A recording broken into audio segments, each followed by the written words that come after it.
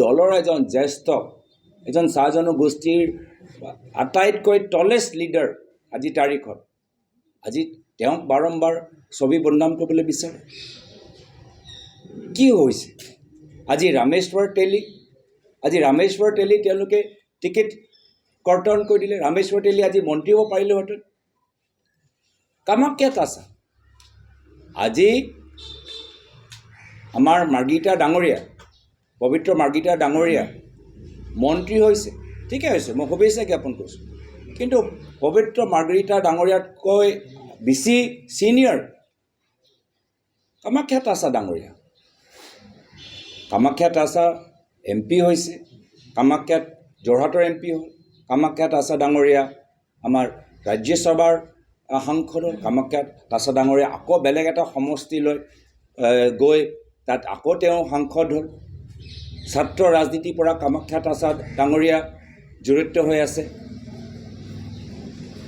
তো যদি মন্ত্ৰীৰ ওপৰত ক্লেইম আছে যদি আমি ছিনিয়ৰিটি যদি চাওঁ তেতিয়া মাৰ্গিতা ডাঙৰীয়াকে বেছি ছিনিয়ৰটো কামাখ্যা তাছা ডাঙৰীয়া হ'ল ৰামেশ্বৰ তেলী তেওঁ মাৰ্গিতা ডাঙৰীয়াতকৈ ছিনিয়ৰ মাৰ্গিতা ডাঙৰীয়া পাইছে ভাল কথা কিন্তু বাৰম্বাৰ আমি মুখ্যমন্ত্ৰীৰ পৰা এনেধৰণৰ এটা ৰাজনীতি এটা ইংগিত পাইছোঁ যে তেওঁৰ মনটো অলপ ভাল নহয় বা তেওঁৰ মনটো কিবা এটা বেয়া পাই আছে সেইকাৰণে তেলী ডাঙৰীয়া টিকেট কাটি দিলে সেইকাৰণে আমাৰ পল্লৱ লোচনৰ মন্ত্ৰী হৈছিলে কেতিয়াবা দিল্লীলৈ ঠেলি দিলে আকৌ দিল্লীৰ পৰা আকৌ টিকেট কাটিলে সেইকাৰণে কামাখ্যা তাছা ডাঙৰীয়া আজি মন্ত্ৰী হোৱা নাই সেইকাৰণে এতিয়া পৱন সিং ঘাটোৱাৰ ডাঙৰীয়া বাৰম্বাৰ তেওঁ ছবি বদনাম কৰিবলৈ বিচাৰিছে যিসকলে ৰাজনীতি কৰে আমি বুজি পাইছোঁ যি মুখ্যমন্ত্ৰী মহোদয়ৰ মনত এটা বিশেষ সম্প্ৰদায়ৰ প্ৰতি ভাল ভাৱ নাই আৰু সেইকাৰণে ৰাজনৈতিকভাৱে যিসকল সেই সমাজৰ পৰা উঠি আহিছে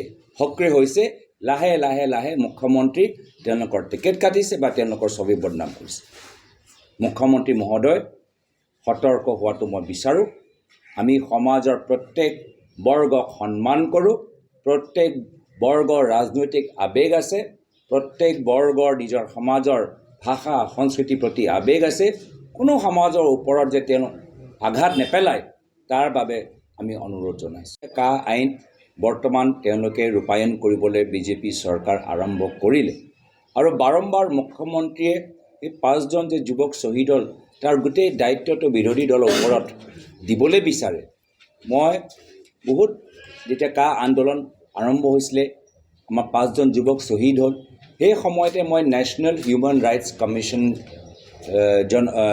কমিশ্যনক অৱগত কৰাইছিলোঁ যে 5জন যুৱকক হত্যা কোনে কৰিলে শ্বহীদ হোৱাৰ কাৰণে কোনোবা হত্যা কৰিব লাগিব কোনে কৰিলে আজিৰ তাৰিখত সেই কোনজন আৰক্ষী বা কোনজন ব্যক্তিৰ গুলীত এই 5জন যুৱক নিহত হ'ল মই সেইটো জানিবলৈ বিচাৰোঁ কিন্তু একো একশ্যন নেশ্যনেল হিউমেন ৰাইটছ কমিশ্যনে লোৱা নাই আকৌ মই নেশ্যনেল হিউমেন ৰাইটছ কমিশ্যনক মই যোৱাকালি অৱগত কৰালোঁ যে আমাক তদন্ত লাগে আমাক দুখ লাগিছে যে যি কাৰ বিৰুদ্ধে এই 5জন যুৱক শ্বহীদ হ'ল আজি সেই কা আইন আজি তেওঁলোকে বৰ্তমানৰ চৰকাৰ ৰূপায়ণ কৰিবলৈ আৰম্ভ কৰিছে মনত পৰে প্ৰধানমন্ত্ৰী মোদী ডাঙৰীয়া আহি কৈছিলে এবাৰ যে অসমত বিজেপি চৰকাৰ আহিলে বাংলাদেশীসকলে কি টোপোলা বান্ধি পলাই যাব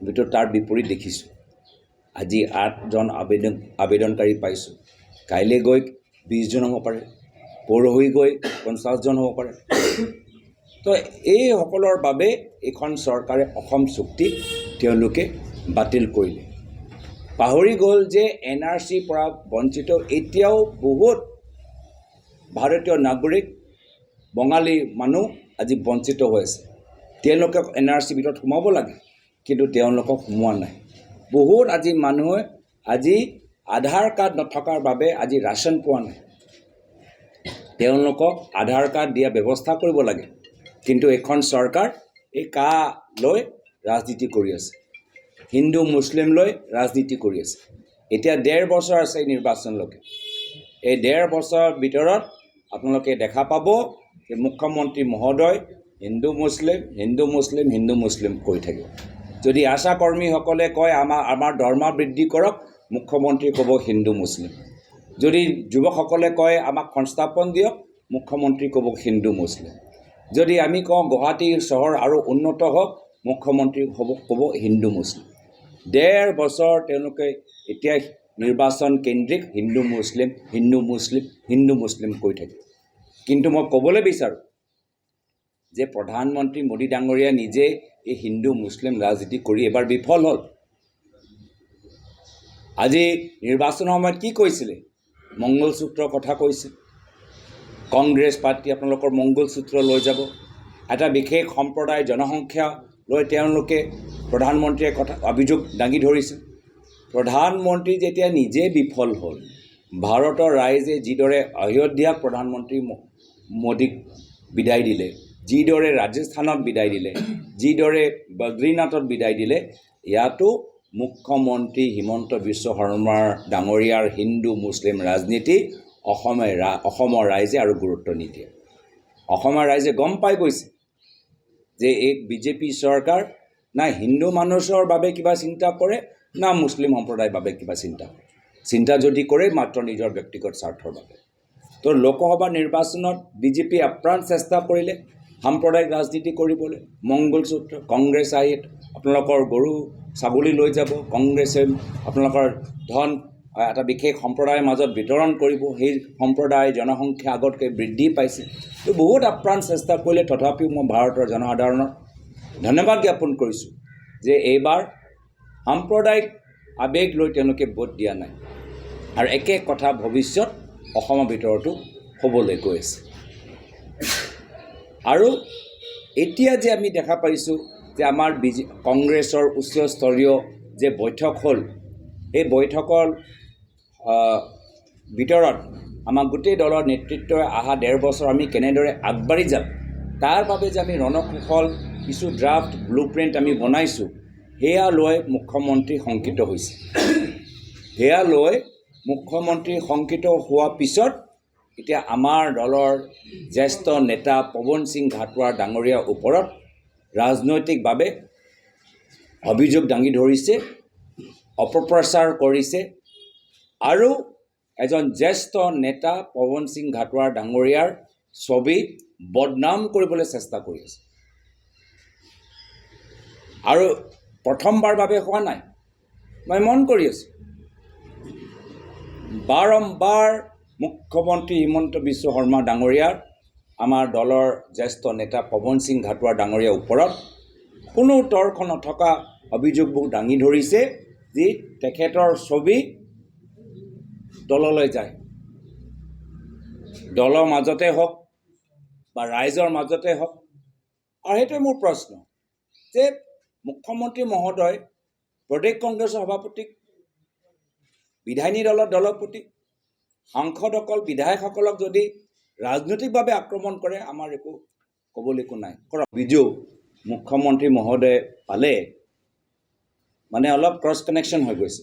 কেতিয়াবা আমাৰ ফোনত যে আমি নিজৰ বন্ধুৰ লগত কথা পাতোঁ, কোনোবা বেলেগৰ মাত ওলাই যায়। মই ভাবিছোঁ এবাৰ সেইটোও হৈছে। তাৰ বিপৰীতে মুখ্যমন্ত্ৰী য'ত ভুল তথ্যবোৰ পাই আছে, আমি কিছু সঁচা তথ্যবোৰ বিজেপি শিবিৰৰ পৰা পাইছোঁ। বিজেপিও এটা বৈঠক হ'ল, সেই বৈঠকৰ ভিতৰত কি কথা আলোচনা হ'ল সেইটো আমিও জানো। সভাপতিয়ে কি ক'লে আমিও জানো। আমি জানিলেও এইবোৰ চব লৈ আমি মাৰ্কেটিং নকৰোঁ, পাব্লিচিটি নকৰোঁ, হৈ থাকিব। তেওঁলোকৰ কথা আমি গম পাই থাকিম, যোৰহাট লৈ কিমান চিন্তিত আমি গম পাই থাকিম, আৰু আমাৰো কিছু কথা তেওঁলোকে গম পাই থাকিম। শেষত গৈ জনতাই নিৰ্ধাৰিত কৰিব যে কোন দলটোক আগুৱাই লৈ যাব। তো সেইকাৰণে এই 3টা বিষয় লৈ আপোনালোকক নিমন্ত্ৰণ জনাবলৈ বিচাৰিছিলোঁ। প্ৰথম হ'ল অসমৰ বানপানী গৰাখহনীয়া সমস্যা লৈ কেন্দ্ৰীয় চৰকাৰে 1 লাখ কোটি টকা পেকেজ দিয়ক। লগে লগে বৰ্তমানৰ ৰাজ্য চৰকাৰে মাথাউৰি কামবোৰ ভালদৰে কৰক। ৰাস্তা পুনৰ নিৰ্মাণ, যি ৰাস্তা ডাম্পাৰ ট্ৰাক চলোৱাৰ বাবে বেয়া হৈ গ'ল, সেই ৰাস্তাবোৰ মেৰামতি কৰক, উন্নত কৰক। ড্ৰেইনবোৰ যোৰহাট, গুৱাহাটী, ডিব্ৰুগড়ৰ ড্ৰেইন, নালা আৰু বেলেগ নগৰ মহানগৰ, শিলচৰ, বঙাইগাঁও, এইখিনি তেওঁলোকৰ নগৰৰ টাউন মিউনিচিপালিটি ড্ৰেইনবোৰ তেওঁলোকৰ ওপৰত জোৰ দিয়ক। দ্বিতীয় কথা হ'ল কা আইন ৰূপায়ণ হৈ যোৱাৰ পিছত পাঁচজন শ্বহীদক আমি ক'ৰবাত পাহৰি গৈছোঁ।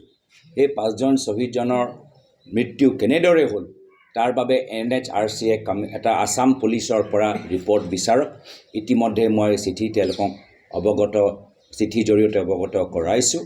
আৰু তৃতীয় কথা হ'ল যে এই যোৱা লোকসভা নিৰ্বাচনৰ ফলাফলৰ পিছত মুখ্যমন্ত্ৰী আৰু বিজেপি শিবিৰ শংকিত হৈছে। সেইকাৰণে হিন্দু মুছলিম তেওঁলোকে কৰি আছে। অসমৰ সমস্যাৰ সমাধান কৰিবলৈ তেওঁলোকৰ ওচৰত কোনো পৰিকল্পনা নাই হিন্দু মুছলিম ৰাজনীতি বাহিৰে। কিন্তু যিদৰে যোৱা লোকসভা নিৰ্বাচনত ভাৰতৰ জনসাধাৰণে সাম্প্ৰদায়িক ৰাজনীতি নাকচ কৰিলে, এইবাৰো এই মুখ্যমন্ত্ৰী হিমন্ত বিশ্ব শৰ্মা ডাঙৰীয়া হিন্দু মুছলিম ৰাজনীতি ব্যৰ্থ হ'ব। আৰু বিশেষকৈ আজি তেওঁ যে চেষ্টা চলাই আছে অসমৰ কিছু নেতাসকলক ব্যক্তিগতভাৱে আক্ৰমণ কৰিবলৈ, ৰাজনৈতিকভাৱে বাধা দিবলৈ আমি দেখা পাইছোঁ। তাত ৰামেশ্বৰ তেলী নাম ল'ব লাগিব, তাত কামাখ্যা তাছা নাম ল'ব লাগিব, তাত পৱন সিং ঘাটোৱাৰ ডাঙৰীয়া ল'ব লাগিব।